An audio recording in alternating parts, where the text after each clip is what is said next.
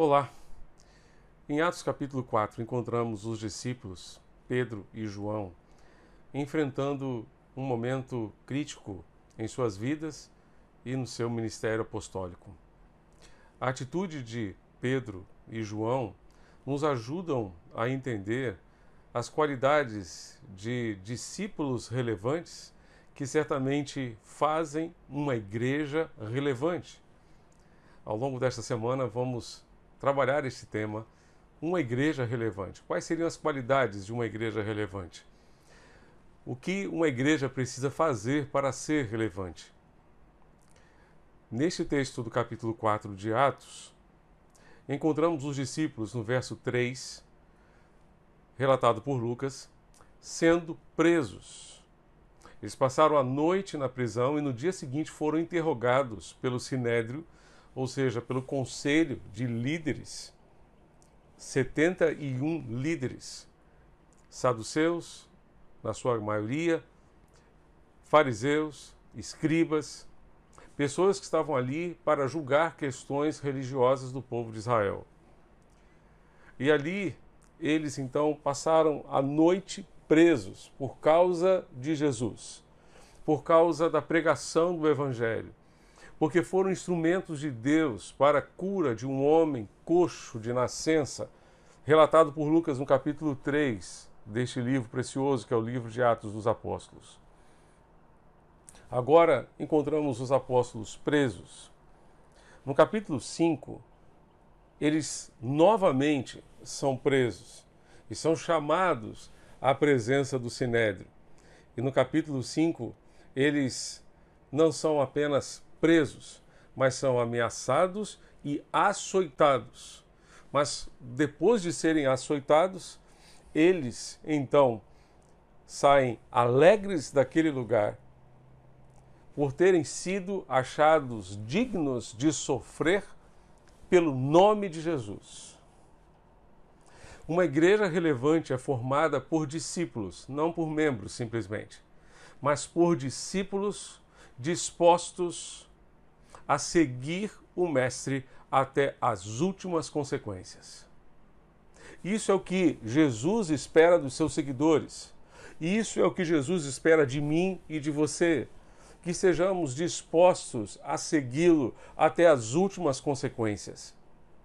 Certamente o Senhor espera que em nós, em nosso coração, haja essa disposição.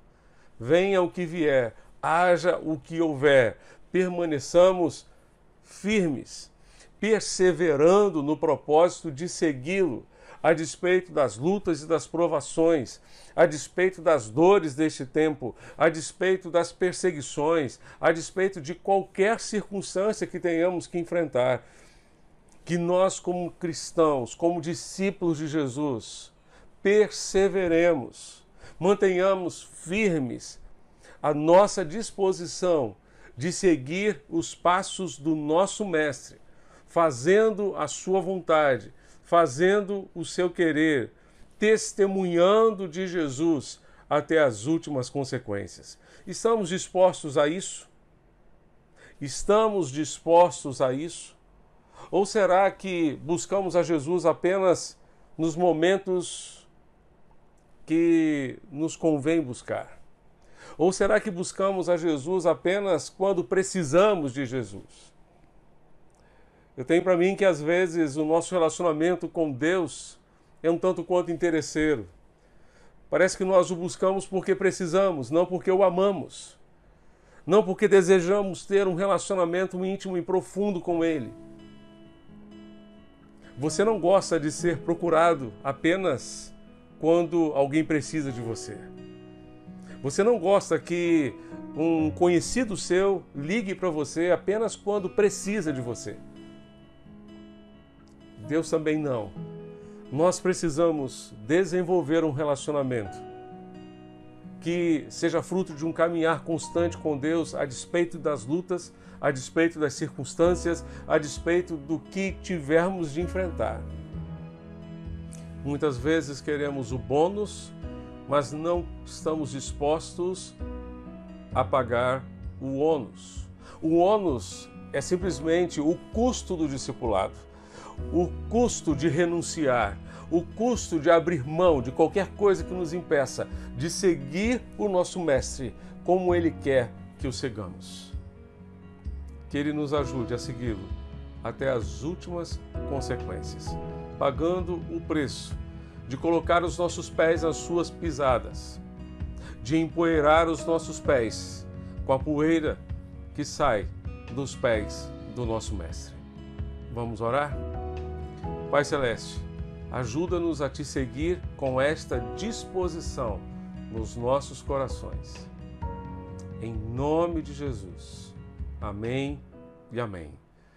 Que Deus abençoe você ao longo de toda esta semana. Amém.